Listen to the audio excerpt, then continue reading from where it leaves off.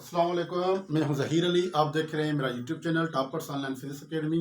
अगर अभी तक आप न्यू हैं तो काइंडली मेरे चैनल को सब्सक्राइब करें and press the bell icon ताकि हर आने वाली वीडियो की इन्फॉर्मेशन आपको मिलती रहे।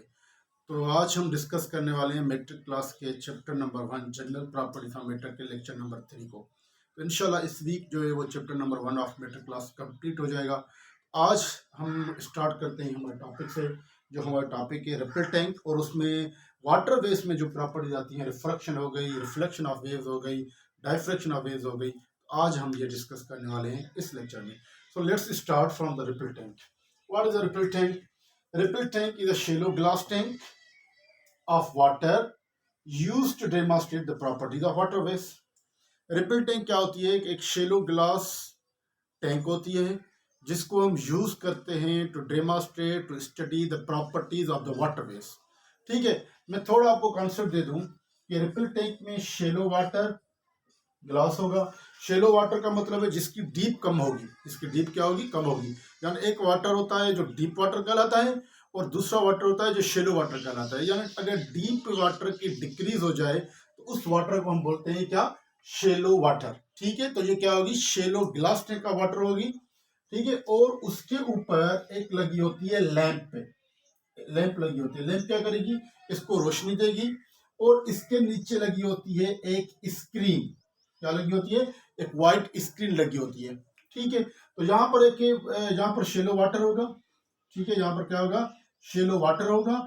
शेलो वाटर में एक होगा हमारे पास वाइब्रेटर। क्या होगा? वाइब्रेटर होगा। ठीक है, तो जैसे ही वाइब्रेटर वाइब्रेट करना स्टार्ट कर जाएगा, अप एंड डाउन इस शेलो वाटर में डिप होगा, फिर बाहर जाएगा, डिप होगा। जैसे ही वाइब्रेट करना स्टार्ट हो जाएगा तो इसमें क्या प्रोड्यूस होगी? इसमें वाटर वेव्स प्रोड्यूस होंगी। वाटर वेव्स जब प्रोड्यूस होंगी तो ऊपर उसकी आएगी क्या? लाइट। तो ये लाइट जब वाटर में से और उस ग्लास टैंक में से पास होके पड़ेगी कहाँ पर? स्क्रीन पे। तो इस वेव्स का यहाँ पर इमेज बनेगा और इन वेव्स की स्टडी को हम इस स्क्रीन से स्टडी करेंगे। That's called ripple tank. ठीक है, तो रिपल टैंक क्या है? A ripple tank is a shallow glass tank of water used to demonstrate the property of water waves. Water waves की प्रॉपर्टीज को पढ़ने के लिए हम एक शेलो ग्लास टैंक यूज करते हैं जिसको हम रिपल टैंक बोलते हैं। ठीक है, तो first property of water waves is called refraction of the waves. क्या है? Refraction of waves. What is refraction of wave? When water wave enter from region of deep water to shallow water at an angle, the wave will change its direction। जब भी water deep water में से shallow water में जाएगा water waves, तो उसका direction क्या हो जाएगा? चेंज हो जाएगा। This phenomena is known as refraction of wave. ठीक है, लेट्स स्टार्ट। इसका हम कॉन्सेप्ट पढ़ते हैं। लेट्स सपोज आपके पास एक टैंक है जिसमें ये वाटर फिल्ड है। ठीक है, अब यहां पर आपने क्या रख दिया? एक वुडन ब्लॉक रख दिया। Let's suppose A would block is immersed in A water tank में। तो यहां पर जो इसकी डेप्थ है वो ज्यादा है, तो इस जगह पर जो वाटर होगा, this water is known as deep water. क्या होगा? डीप वाटर होगा। और यहां पर जो वाटर होगा, this water is known as shallow water, क्योंकि इसकी डीप क्या है? कम है। लेट सपोज यहां से क्या होती है? स्टार्ट होना शुरू होती है वेव। तो ये जैसे ही वेव स्टार्ट होगी, ठीक है, मैं इसको सही करके लिख लेता हूं। जैसे ही वेव स्टार्ट होगी और पहुंचेगी किसमें? शेलो वाटर में, तो इसकी वेवलेंथ कम हो जाएगी। इसकी वेवलेंथ क्या हो जाएगी? कम हो जाएगी। ठीक है, और इसका डायरेक्शन भी चेंज हो जाएगा। फॉर एग्जांपल, अगर मैं कहूं कि वाटर वेव जो है वो इस डायरेक्शन में आ रही है डीप वाटर में से, ये क्या है? डीप वाटर है, वाटर वेव्स आ रही हैं। अब यहाँ पर शेलो वाटर हो गया, तो इसका डायरेक्शन चेंज हो जाएगा। इसका डायरेक्शन चेंज हो जाएगा। यानी when water waves enter from region of deep water to shallow water, it change its direction. उसका डायरेक्शन क्या हो जाएगा? चेंज हो जाएगा। और डीप वाटर में से शेलो वाटर में आएगी तो उसकी वेवलेंथ कम हो जाएगी। आप नोट करेंगे, उसका डायरेक्शन चेंज हो जाएगा और वेवलेंथ कम हो जाएगी। However the frequency of water waves in deep water or in shallow water remain same। Frequency क्या होगी? Frequency remain same in deep water or shallow water। in shallow water, ठीक है, उनकी फ्रीक्वेंसी क्या हो जाएगी? सेम हो जाएगी। इन शेलो वाटर। तो कभी कभी एमसीक्यूज में तकरीबन पूछा जाता है कि which factor which property of wave remain same when water wave enter from deep water to shallow water.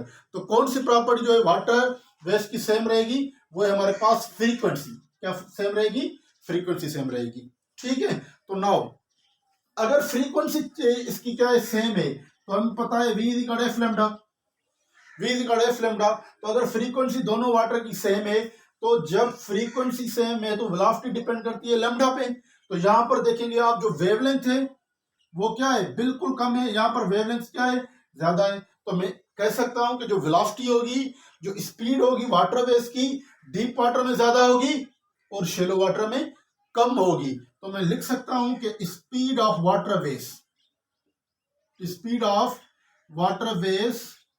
is greater than speed of waterways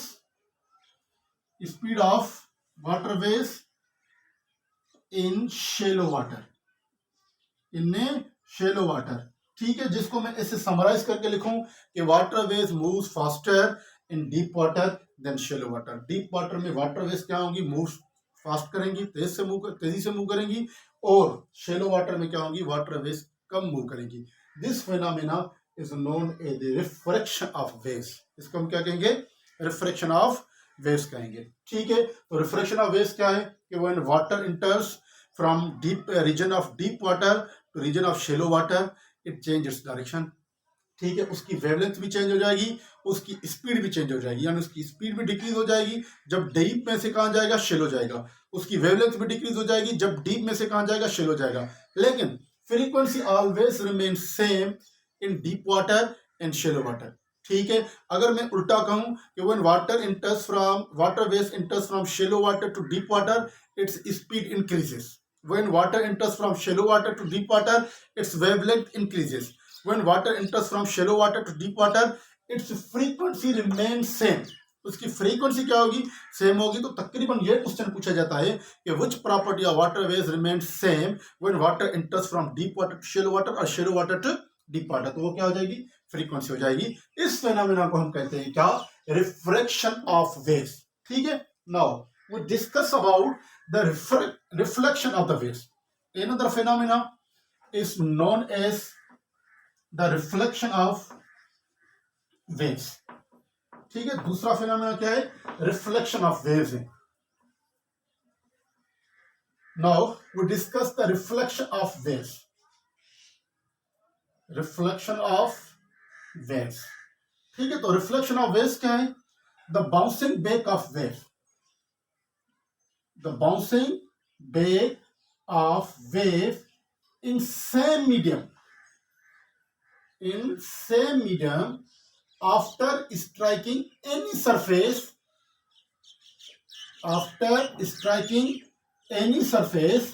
is known as reflection of wave। What is the reflection of wave? Bouncing back of the wave in same medium by striking any surface is known as reflection of wave। ठीक है, for example आपके पास एक यहां पर surface पड़ा है और एक वेव है। ठीक है, जो क्या कर रही है, यहां से वेव आ रही है और ये इस सरफेस को स्ट्राइक करके वापस उसी मीडियम में आ रही है। This phenomena is known as reflection of wave. तो ये जो इनकमिंग रे है, इनकमिंग वेव है, इसको हम कहेंगे this is called incident wave. This is called incident wave. जो स्ट्राइक सरफेस के बाद जो वापस आएगा, this is known as reflected wave. इसको हम क्या बोलेंगे, रिफ्लेक्टेड वेव बोलेंगे। ठीक है, तो यहां पर हम एक इमेजिन लाइन निकालते हैं जो नॉर्मल है, इसको हम क्या बोलेंगे, यहां पर ये नॉर्मल। ठीक है, तो ये जो नॉर्मल है, this normal is always perpendicular to that surface. जिस सरफेस में से वो वेव टकरा के वापस आएगी, ये नॉर्मल हमेशा उस सरफेस पे यहां पर परपेंडिकुलर होगा, यहां पर भी क्या होगा, परपेंडिकुलर होगा। Now what is the incident wave? Incident wave का मतलब है incoming wave. Incoming wave is called incident wave. What is the reflected wave? Reflected wave क्या है?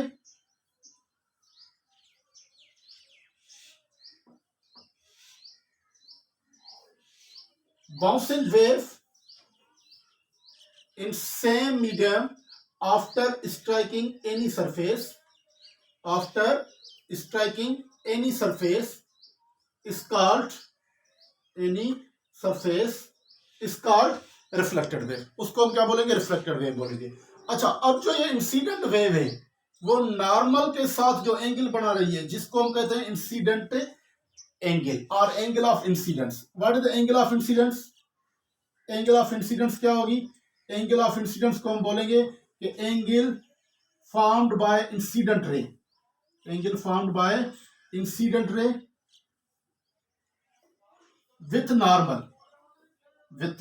normal is known as angle of incidence. अच्छा, ये जो reflected ray है ये एंगल बनाएगा किससे? नॉर्मल के साथ. That is known as angle of reflection, angle of reflection. इसको हम एंगल ऑफ रिफ्लेक्शन बोलते हैं. So what is angle of reflection? Angle formed by reflected ray, angle formed by reflected ray with normal, reflected ray with normal is known as angle of reflection. ठीक है, तो always in reflection of the waves the angle of incident is always angle to equal to angle of reflection. यानी जिस angle पे incident ray टकराएगा उसी angle पे reflected ray bounce back होगा. This phenomena is known as reflection of waves. इस phenomena को हम क्या बोलते हैं? इस फिनोमेना को हम रिफ्लेक्शन ऑफ वेव्स बोलते हैं. Now, another phenomena we discuss here is the diffraction of the waves. यहां पर एक और phenomena है जिसको हम कहते हैं diffraction of waves. ठीक है, diffraction. What is the diffraction of waves? The spreading of waves. The spreading of waves around an obstacle, around an obstacle is known as diffraction, is known as diffraction. तो अगर आपसे कोई पूछे कि what is the diffraction, diffraction का process क्या है, तो अगर आप कहोगे कि किसी वेव के आगे कोई ऑब्स्टेकल आ जाए, कोई रुकावट आ जाए, तो वो उसके अराउंड क्या करेगी? मूव करेगी, स्प्रेड हो जाएगी, ठीक है, डिस्ट्रीब्यूट हो जाएगी. That phenomena is known as diffraction of the wave. ठीक है, फॉर एग्जांपल वाटर वेव्स आ रही हैं और यहाँ पर आपने कोई सरफेस रख लिया जिसके अंदर क्या है? गैप है, जिसमें क्या है? गैप है. ठीक है, तो जैसे ही वाटर वेव्स आएंगी तो इस गैप में से पास होंगी तो वो वेव्स क्या हो जाएंगी? ऐसे वेव हो जाएंगी. वाटर वेव्स क्या हो जाएगी? ऐसे मूव करना शुरू हो जाएगी. ठीक है, तो this diffraction is only significant when the gap between two surfaces is approximately or is equal to wavelength of the water wave. तो ये सिग्निफिकेंट होगा. ये अगर गैप क्या होगा? करीब होगा, तो यहाँ पर जो वेव्स बनेंगी वो बनेगी सर्कुलर वेव्स. ठीक है, फॉर एग्जांपल इस गैप में से तो ये क्या होंगी? वाटर वेव जो होंगी सर्कुलर वेव्स बनेगी. क्या बनेगी? सर्कुलर वेव्स बनती जाएंगी. ठीक है, अगर गैप ज्यादा है, गैप ज्यादा है, these waves become the plane waves. क्या बनेंगी? प्लेन वेव्स बनेगी.